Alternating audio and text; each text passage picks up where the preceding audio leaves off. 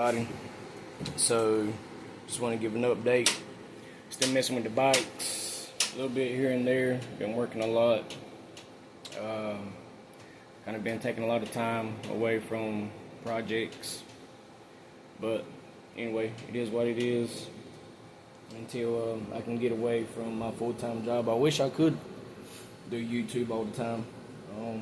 That's really what I want to do. I guess that's one of my dreams, one of my goals. I would really like to do that because I love messing with these motorcycles, and I love performance upgrades and modifications, and with the vehicles. So it's kind of like what my passion is. And if anybody knows anything about your own mental things that you want to do in life, your passions, what you like to do, that's, to me, it would be healthier on my mental state of mind to just do my passions full time. I know it's not going to be gravy all the time. You get aggravated and things of that nature. But still, at the end of the day, it's still a passion. And maybe one day I'll be able to get to that point in my life where I can do this full time. But anyway, I want to give you an update, show you what I got going on. I need to do some work with this one. I have a front end conversion that I need to do on this. Forks has been leaking for a pretty long time. It's got some noises coming from the engine. I think it's the cam chain tensioner. I'm gonna mess with that in a little bit and see if I can't get the noise to stop. To see if that is what it is. Maybe tighten it up a little bit. Maybe the chain is stretched a little bit. But I found out some interesting things. This bike never really made a whole lot of horsepower, and I kind of narrowed it down with some questions for Google. And not saying Google is right 100% of the time, but they can get you pretty close to the answers you're looking for. So with the CBR Blackbird, whenever you put a thicker head gasket in it, it lowers the compression. Alright, so but once you move that cylinder head away from the block, it changes timing, and that never registered. So whenever I had the other standalone MS3X on here, about 12 pounds of boost with the E85, I was only producing about, 180, maybe 190 horsepower, which is not right whatsoever. And then whenever I took that system off of there and put a power commander setup on it, and just using the wastegate spring, which is about 7 to 8 psi, it only made like 160-ish horsepower. I mean, like really low. I mean, a stock Blackbird is around the 130 to 150 horsepower, and you're only talking about 10 to 30 horsepower difference with 7 to 8 pounds of boost, which is wrong, because like 1 pound of boost is kind of equal to like 20 horsepower ish. But what I'm getting at is, so when you move the cylinder head away from the case, from the block, it changes all the timing. Even though all your timing is correct, top dead center, all of that, it retards the timing. So that makes a whole lot of sense. So the questions I asked Google was, why is my horsepower so low with this fuel and all the modifications I've done to it? Well, long story short is, it basically has about -4 to 5 degrees of timing, which makes a whole lot of sense. So I have to either install my manual well, not manual, but adjustable cam gears, or degrade the engine like I should have, but I don't have the tools to do that. But in the computer settings, so Power Commander doesn't make a updated ignition module for the Blackbird, which sucks because I could go in there and fix that real easy. So I'm trying to, like, I have found the limits of a stock engine, like 15 to 20 pounds of boost. Same setup with the head gasket and everything on another bike that I had previously, another Turbo Blackbird. And it would have been a whole lot safer instead of me running pump gas, because I wound up cracking the pistons, the ring lands, and I had the pistons over here still on my table. But anyway, with that kind of fuel and the heat, it wound up making the rings touch. Now if I would have gapped the rings and put everything back, it probably would have been mostly alright. I should just make sure that my ring gap was fine for boost, for that kind of fuel. But if I would have had it on E85, it would have been a whole lot safer. And I wouldn't really had to worry about that as much, as E85 is a whole lot safer than pump gas, which I knew that, but I was being ignorant and didn't want to take the time to change all that out, and I just should have, because I just was wanting to have fun on the bike and ignored all the issues that I knew about. But anyway, I'm probably just going to keep the engine in here, put the max ECU on it. I have 2 or 3 different fuel systems for it, ranging from 550cc injectors all the way up to 2200cc injectors for ethanol.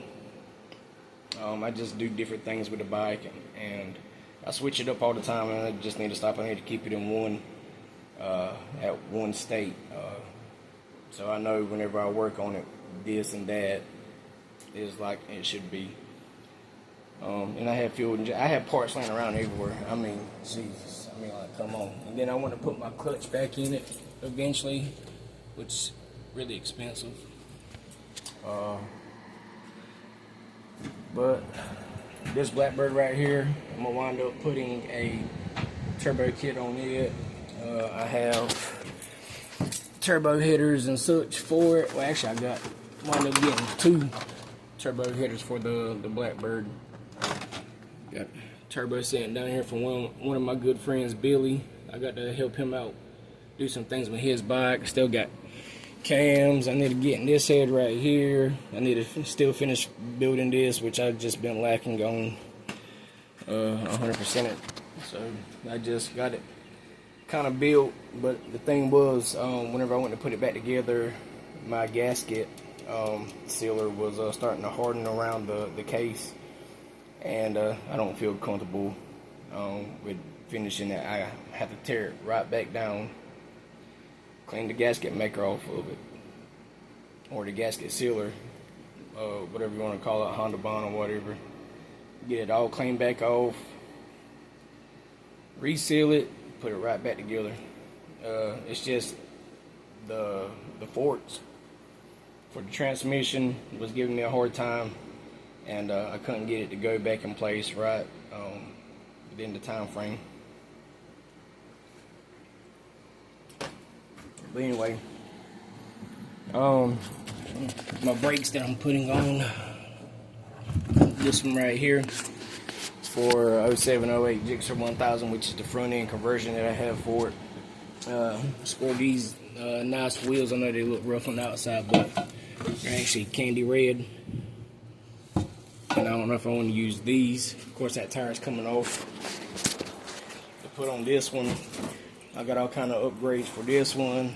Brand new fuel pressure regulator and a fuel pressure gauge. Fuel pump. These fuel pumps are really nice. I use them in 2 of my other bikes. They're small. They're internal pumps, so you don't have all this crap in and out of your engine area trying to deal with it. The old fuel pressure regulator has been leaking fuel, and it's it's been pretty dangerous. I've rode it a few times and it's been leaking fuel right on the headers at that. And that's all I need is for this bike to catch on fire. Yeah, so that's a big no-no. Been having a lot of fun with this one. Put the carbon fiber wheels on it. It's just a joy to ride. It's loud, sounds really good. Two-step. Sorry, my back's really itching. Jesus. But anyway, last time I tried to tune this one, couldn't get it fully tuned because I did not know that you had to have a secondary fuel injection module for the secondary fuel injectors, which I have that now, and it's a lot of stuff in a small area, a lot of modules, a lot of boxes, because this one already has the Power Commander fuel and ignition module. And what sucks is you have to get both of these paired when you're in a tuning process. Say like the two-step. I got the two-step working on this one also. But you have to go through a whole thing of getting all the modules paired together. It's pretty aggravating. But yeah, so this is going to be tore down soon, so I can put the new frame on it. I really like this. I wanted to go with the same wheels that matches this frame, but I probably just should have. But anyway, I wanted to get aftermarket Cormoto wheels, but I didn't feel like spending $3,000 on a set of wheels. The money could have just went somewhere else. But come to find out, the Turbo Gixxer does have forged pistons. I don't know if they are a low compression, which I need to take the stator cover back off and send my camera in there to look up under the bottom of it, see if I can find a part number to look it up and see if it is a low compression piston or a I guess OEM compression or whatever. I don't know what these people put in it. I was told it had piston and rods, it had cylinder head work, it was a fully built engine, this and that, which some of the stuff has already been a lie. The guy I bought it from really, come to find out, wasn't trustworthy on a lot of things. So, yeah. So, whenever I take all of that apart, I'm going to look inside the engine, get a real good look at everything that's going on in it, and go from there to see if I need to do anything extra while I have the bike taken apart. But yeah, that's just kind of an update. Like I said, the issues with this, I got the max ECU that I need to put on it. And I may even just turn this one into the drag bike. This right here is my first bike, street bike. And it's just kind of like my baby, you know. I want it to look good, I want it to run good, and I want it to be safe. And I would hate to demolish it, you know, from drag racing, which that's a possibility always. I mean, it's a possibility anytime that you go out riding anywhere. It don't even have to be drag racing. It could just be normal cruising. Anything could happen. Animal run out in front of you, a car come around the corner in your lane, some rocks or grass on the road, or I mean, just could be anything. A tire blowout, front brakes lock up, or rear brakes lock up, or a chain coming apart, or something. I mean, you just never know. Something catch on fire. You know, you just never know what's going to happen. And that's the things that we deal with whenever we ride these motorcycles. There's always that thought in the back of your head, you know, if or might, this might happen, or if this happens, kind of deal.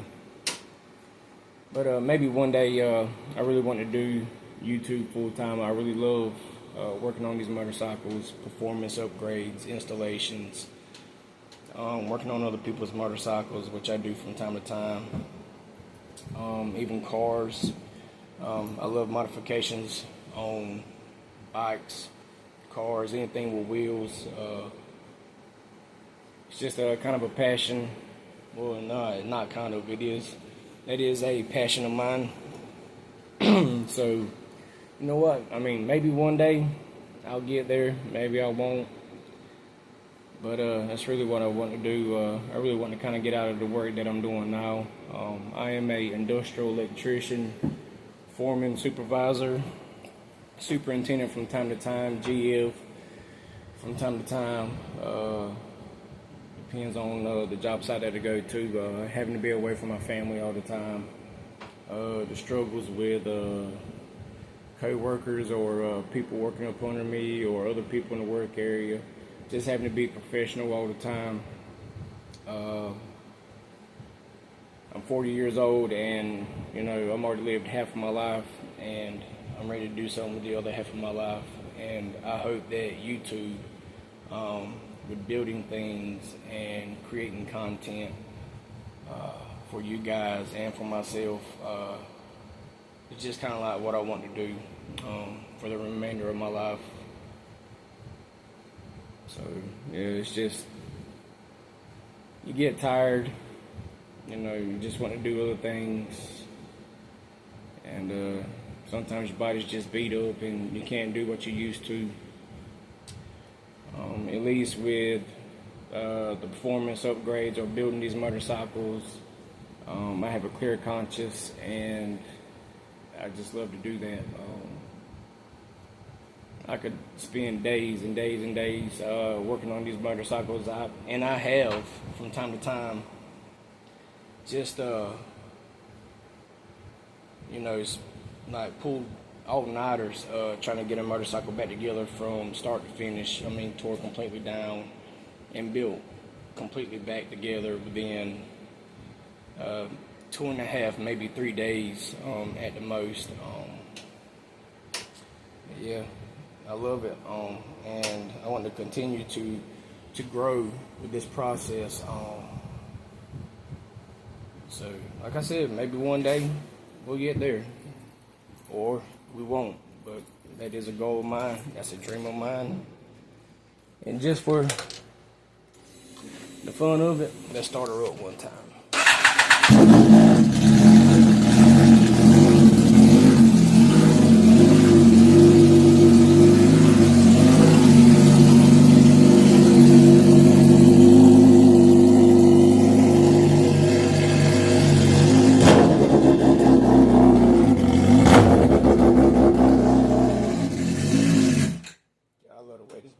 Sounds. That E85 smells good. Anyway, so that's just the update. I got all these bikes I got to mess with. Engine rebuilt. Disassembling this whole motorcycle and turning it into this. A little bit of work TLC. Computer electronics deal. A little bit of TLC. I mean, this bike is just like fully built. It's got a M2 shock on it. This swing arm was like $2,300. Clutch cover and clutch was probably around $2,000. I mean, any amount of ECU swaps that's caused thousands of dollars. There's a lot of money in this motorcycle. And people ask, why do I get these cheap motorcycles and build them? Well, because one, they don't cost as much. Two, yeah, they're old, they're much heavier than these super bikes. I agree. But the amount of money and the fun that I can have with this motorcycle is worth it, because it's not going to beat my pocket up, not really. So cheaper, a little less expensive, but the older they get, the more custom parts you have to find, and that costs more money. Like I have a bill of oil pan being made for this motorcycle that I have not got yet, but still waiting. That's been a 2-year, probably at least a 2-year process. I've been waiting on this oil pan, and the guy that's doing it, he's the one that actually fabricated this for me. It's really nice, to be honest with you. But I'm not holding him for anything because he's an older gentleman and he's got his own life and stuff that he's been living, and I'm not going to hold him to that. I understand things happen, so it is what it is, and I'll get it whenever I get it. No rush, no harm, no foul. And I'm not hurting for it right now as long as I get it at some point. And we'll talk about that. So it is what it is. And this one right here, like I said, I'm undecided if I just want to do this track only bike. It does crank up. It's, I don't know, I think maybe the shims, maybe it needs to be re-shimmed or whatever. It was a carbureted engine. Matter of fact, both of these Hondas are carbureted engines with fuel F5 systems on them.